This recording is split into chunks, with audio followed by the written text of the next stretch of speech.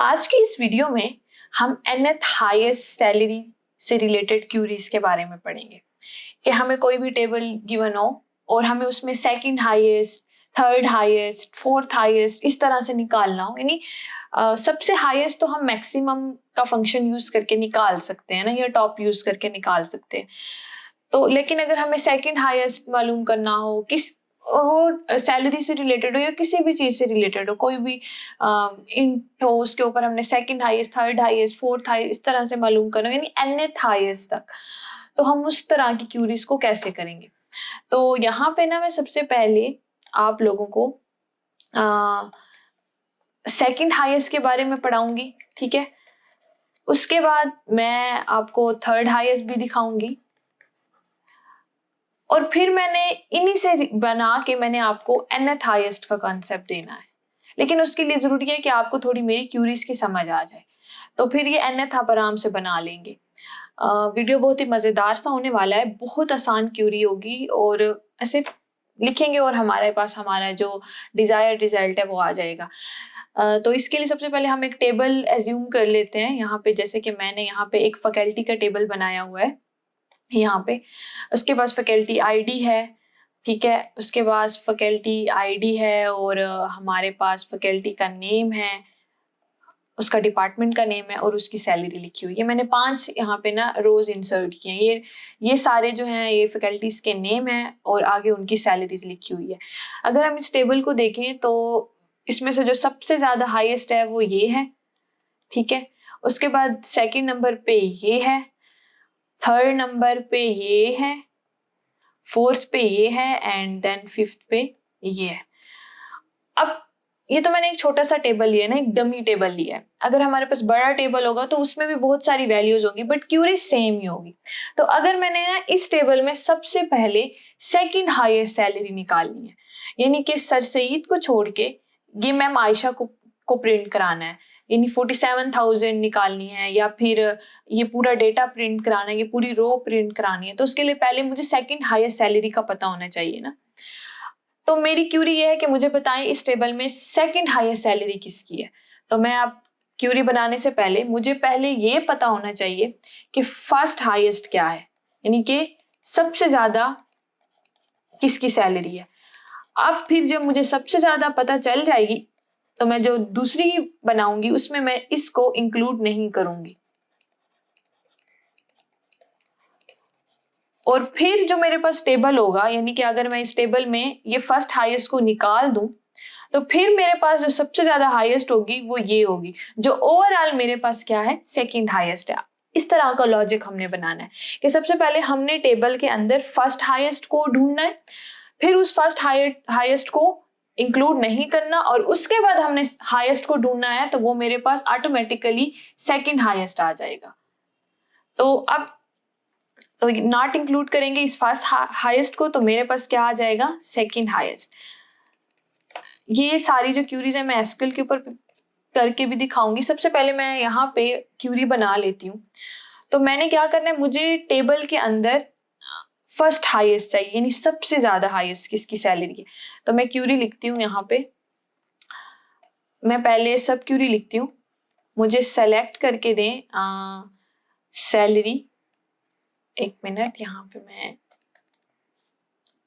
थोड़ी जगह छोड़ दूं, सैलरी, ठीक है। टेबल का नाम क्या है, फ्रॉम फैकल्टी। अब उसमें अगर मैं सैलरी को ऑर्डर बाय कर दूं और डिसेंडिंग में कर दूं, ठीक है, तो वो क्या होगी कि जो सबसे बड़ी सैलरी होगी, ज्यादा सैलरी होगी, वो ऊपर आ जाएगी और इसी तरह से सीक्वेंस से सारा आ जाएगा। और उसमें मैंने क्या करना है, मैंने जो सबसे ऊपर वाली है टॉप सैलरी उसको उठा लेना। यहाँ पे मैं मैक्सिमम का फंक्शन भी लगा सकती हूँ, लेकिन मैं टॉप इसलिए यूज कर रही हूँ क्योंकि अगर मैंने nth पे काम करना है ना, nth पे, तो मुझे उसके लिए ये टॉप का पता होना चाहिए। तो यहाँ इसीलिए यहाँ पे मैं टॉप यूज कर रही हूँ, यानी कि टॉप 1। अब इस क्यूरी से मुझे क्या मिल जाएगा, इस टेबल में ये 50,000 की वैल्यू मिल जाएगी। क्योंकि सबसे ये जो सारा डिसेंडिंग में आएगा तो पहले 50 आएगा, फिर 47 आएगा, फिर 46, 45 एंड 40,000। तो मैंने टॉप 1 को उठाना है, तो यहाँ से फिर मुझे इस क्यूरी से मुझे क्या मिल जाएगा, 50,000 मिल जाएगा। अब मैंने इस 50,000 को इंक्लूड नहीं करना, यानी जिसकी सैलरी 50,000 है मैंने उसको हटा देना है और उसके बाद मैंने हाईएस्ट निकालना है, तो वो मेरे पास ऑटोमेटिकली क्या आ जाएगा, सेकंड हाईएस्ट। मैं क्यूरी लिखती हूँ तो आप लोगों को समझ आ जाएगी कि मैं क्या कहना चाह रही हूँ। जगह छोड़ देती हूँ कि यहाँ पे मैंने क्या लिखना है, मैं आपको भी बताती हूँ। सिलेक्ट सैलरी मैंने सेलेक्ट करनी है ना, from faculty. Select salary from faculty, जहां पे वेयर सैलरी जो है वो नॉट इन, या फिर मैं यहाँ पे नॉट इक्वल टू भी लगा सकती हूँ अभी के लिए, क्योंकि वैल्यू तो मेरे ख्याल से एक ही मुझे मिलेगी ना। वेयर सैलरी नॉट इन, यानी कि जहां सैलरी 50,000 नहीं है उसको छोड़ के बाकी सारी फैकल्टी की जो सैलरीज हैं वो मुझे प्रिंट करें। और यहाँ मैंने ऑर्डर बाय भी कर देना है, ऑर्डर बाय सैलरी को डिसेंडिंग। तो ये क्यूरी क्या करेगी, और अगर मैं यहाँ पे लिख लूं टॉप 1, समझ रहे हैं। तो अब ये क्यूरी क्या करेगी, ये वाली जो मैंने अभी आउटर क्यूरी बनाई है, ये क्या करेगी, जहां सैलरी 50,000 है उसको हटा देगी और इसके अलावा ये जो बाकी सारा 2, 3, 4, 5 का टेबल है इसको ले लेगी और इसमें जो सबसे हाईएस्ट होगी, यानी कि ऑर्डर बाय मैंने डिसेंडिंग में किया ना, तो 47, 46, 45 एंड 40। अब मेरे पास इस तरह का टेबल बन जाएगा, 47, 46 एंड 45 एंड 40। अब इसमें जो सबसे हाईएस्ट है वो मेरे पास ये है और उसी को मैंने यहाँ पे लिख दिया है। तो इससे मुझे क्या मिल जाएगा, सेकंड हाईएस्ट सैलरी मिल जाएगी, जो कि मेरे पास है 47,000। ये वाली क्यूरी मुझे क्या दे देगी, 47,000, और 47,000 हमारे पास क्या है, सेकंड हाईएस्ट सैलरी। ठीक है। अगर हमने डेटा प्रिंट कराना हो तो हम फिर एक और क्यूरी बनाएंगे जिसमें हम लिखेंगे कि जिसकी सैलरी 47,000 है, फिर मुझे उसका सारा डेटा भी प्रिंट करा दे। एक और क्यूरी ऊपर यहाँ पे एक और क्यूरी बन जाएगी। ठीक है। तो ये बेसिक मैं टॉप के जरिए आपको कॉन्सेप्ट बताना चाह रही हूँ कि हम किसी तरह से nth सैलरी निकाल सकते हैं। अब देखिए मैंने सेकंड हाईएस्ट निकाल ली, अगर मैंने थर्ड हाईएस्ट निकालनी हो, थर्ड हाईएस्ट, ठीक है। अब थर्ड हाईएस्ट के लिए क्या हो, सबसे पहले मुझे उस टेबल में पहले जो 2 हाईएस्ट सैलरी यानी फर्स्ट एंड सेकंड उसको ढूंढना होगा, फिर उन 2 को नॉट इंक्लूड करना होगा यानी शामिल नहीं करना होगा, और फिर मैंने सर्च करना होगा, तो फिर मेरे पास क्या आ जाएगी, थर्ड आ जाएगी। ये मेरे पास क्यूरी है। तो मैं यहाँ पे ना बिल्कुल वैसे ही लिखूंगी, लेकिन मैं सेलेक्ट करूंगी top 2, select top 2 salary from faculty, जहां पे मेरे पास ऑर्डर बाय में सारा का सारा वही है, ऑर्डर बाय सैलरी डिसेंडिंग। इससे मेरे पास जो टॉप 2 सैलरीज हैं जो कि मेरे टेबल के हिसाब से एक 50,000 है और एक मेरे पास 47,000 है, ये आ जाएंगे। अब मैंने इनको क्या करना है, नॉट इंक्लूड। अब देखिए मेरे पास ये 2 मुझे वैल्यूज दे रहा है, तो मैं ये वाला सिंबल नहीं लगा सकती नॉट इक्वल का, मैं यहाँ नॉट इन लगाऊंगी, नॉट इन। ठीक है। जहां पे वेयर सैलरी इसके बराबर ना हो, तो अब उसमें जो सबसे ज्यादा टॉप होगी वो मेरे पास थर्ड हाईएस्ट होगी। Select top 1 salary from faculty, और यहाँ मैं नीचे ऑर्डर बाय भी करूंगी, तभी तो वो मुझे जो सबसे हाईएस्ट है वो दे देगा, यहाँ पे जो थर्ड हाईएस्ट होगी सैलरी एंड डिसेंडिंग। अब वो मैंने आपको बताया था ना कि अगर मुझे सारी, यहाँ पे मैं एक और यहाँ पे ब्रैकेट लगा दूंगी। अब इससे क्या होगा कि 50 एंड 47,000 वाले के अलावा जो बाकी है उसका टेबल बन जाएगा, और उसमें जो मेरे पास आ रही है वो है ये 46,000 यानी कि ये वाली सैलरी। ये मेरे पास थर्ड हाईएस्ट में आ जाएगी, यहाँ से मुझे 46,000 मिल जाएगा और यही मेरा थर्ड हाईएस्ट सैलरी है। अब मैंने अगर उसका डेटा प्रिंट कराना हो तो मैंने एक और क्यूरी फिर यहाँ पे बना लेनी है, इसमें मैं कह दूंगी सेलेक्ट स्टार फ्रॉम फैकल्टी, ठीक है, वेयर सैलरी, ठीक है, इक्वल टू ये कर दूं या इन कर दूं, उस हिसाब से ये आ गया। तो उससे फिर मेरे पास सारा डेटा भी आ जाएगा। अब इस टॉप से हम nth भी निकाल सकते हैं। अब मुझे निकालनी है फिफ्थ हाईएस्ट सैलरी, मुझे क्या निकालनी है, फिफ्थ हाईएस्ट सैलरी। तो उसके लिए क्या होगा कि मुझे पहले 4 जो टॉप की हैं उनको नॉट इन करना होगा और फिर जो है मैं आराम से निकाल सकती हूँ। लाइक मुझे बस ना जो भी चाहिए होगा ना, फिफ्थ जो भी, तो यहाँ पे ना मैं वो यानी कि nth मुझे है तो ये यहाँ पे मैं सेलेक्ट में टॉप के आगे वो लगाऊंगी यानी n-1, यानी कि मैं टॉप 4 सैलरीज लिख दूंगी यहाँ पे। जैसे कि यहाँ पे मैंने 4 लिख दिया फ्रॉम फैकल्टी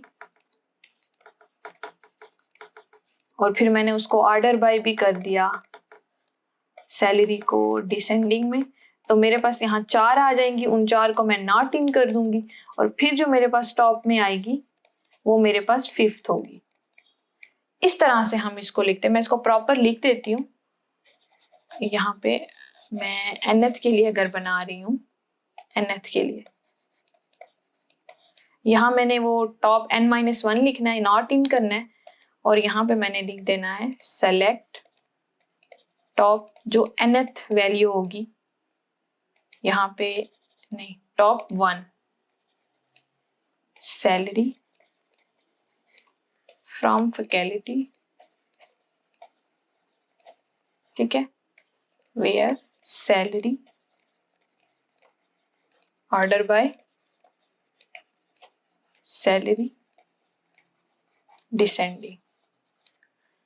ये हमारे पास nth कोई भी वैल्यू अगर निकालनी हो, फर्स्ट सेकंड थर्ड, उसके लिए ये बेस्ट क्यूरी है। ठीक है, ये मेरे पास टेबल था। अब कभी ऐसा होता है कि हमारे पास ना डिस्टिंक्ट वैल्यूज नहीं होती ना, मतलब ऐसा हो सकता है कि एक टेबल के अंदर 2 लोग ऐसे हों जो हाईएस्ट सैलरी रख रहे हो, यानी कि एक की भी 50,000 है और यहाँ पे इसकी भी 50,000 है। तो फिर ना क्यूरी को बेस्ट से बेस्ट करने के लिए हम क्या करेंगे, यहाँ पे हम टॉप से पहले डिस्टिंक्ट का कीवर्ड यूज कर लेंगे। तो ये जो डिस्टिंक्ट सैलरीज होंगी ना, यानी कि एक 50 होगी तो दूसरी भी 50 होनी, वो उससे अलग होनी चाहिए।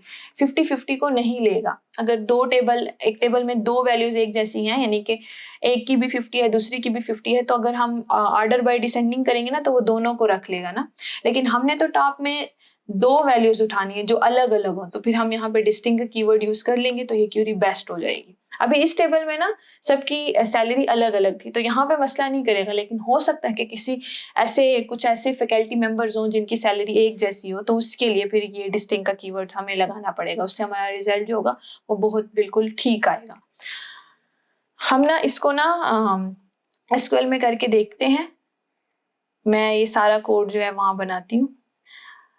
सो हम अपने एसक्यूएल सर्वर में आ गए हैं। मेरे पास यहाँ पे मैं पहले अपना टेबल जरा ड्रॉप कर लूँ, ठीक है, ये मेरे पास टेबल है ही नहीं।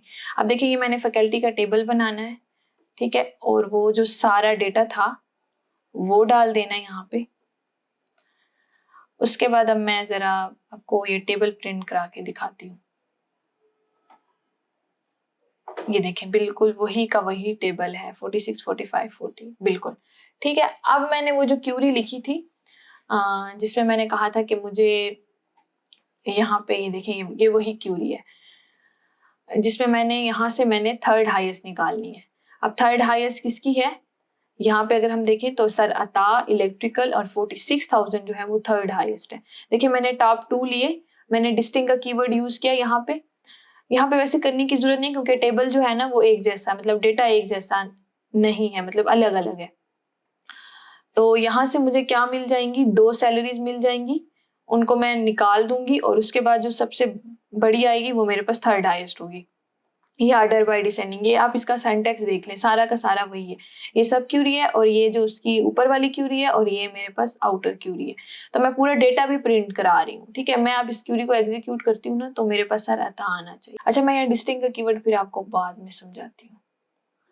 ये मेरे पास सारा अता आ गया। मैंने यहाँ पे फैकल्टी 1 नहीं लगाया था, वो मेरे टेबल का नाम फैकल्टी 1 था, ठीक है। ये मेरे पास सर अता का डेटा आ गया। अब अगर मैंने इससे मुझे बताएं कि थर्ड हाईएस्ट निकाली, अगर मैंने फोर्थ हाईएस्ट निकालनी हो तो सिंपल क्या करना है, मैंने बस यहाँ पे ए कर देना है।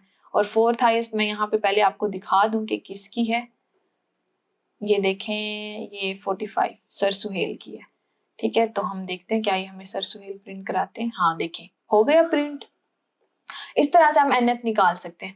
अब मैंने आपको कहा था कि डिस्टिंक्ट लगाना है, क्योंकि कभी हो सकता है कि दो लोग हों जिनकी सैलरी एक जैसी हो। तो अगर मैं, अब मेरी बात सुने, मैंने ना थर्ड हाईएस्ट निकालनी है, तो मैं यहाँ पे ना 2 कर देती हूँ। मैं ना टेबल का डेटा जो है ना वो कर देती हूँ, और यहाँ पे मैं क्या करती हूँ, ये मैं मायशा का जो डेटा है उसको मैं 50 कर देती हूँ, और ये मैं सारा डेटा दोबारा इंसर्ट कर देती हूँ। तो अब देखें, यहाँ पे जो हाईएस्ट सैलरी है ना वो 2 लोग ले रहे हैं, तो सेकंड हाईएस्ट फिर 46 होगी और थर्ड हाईएस्ट जो होगी वो 45 होगी, अगर मैंने थर्ड हाईएस्ट निकालनी है ना। तो ये देखिए, ये थर्ड हाईएस्ट का सारा है। अगर मैं ये करती हूँ ना तो ये मुझे क्या देगा, ये सरअता देगा, जबकि वो तो सेकंड हाईएस्ट में। वजह ये कि ये टॉप 2 सेलेक्ट कर लेगा और वो 50-50 ये दोनों सेम डेटा आ जाएगा और इसको निकाल देगा और फिर हमारे पास 46 आ जाएगा। तो ये मुझे थोड़ा गलत देगा। देखेंगे सरअता, जबकि सरअता सेकंड हाईएस्ट है।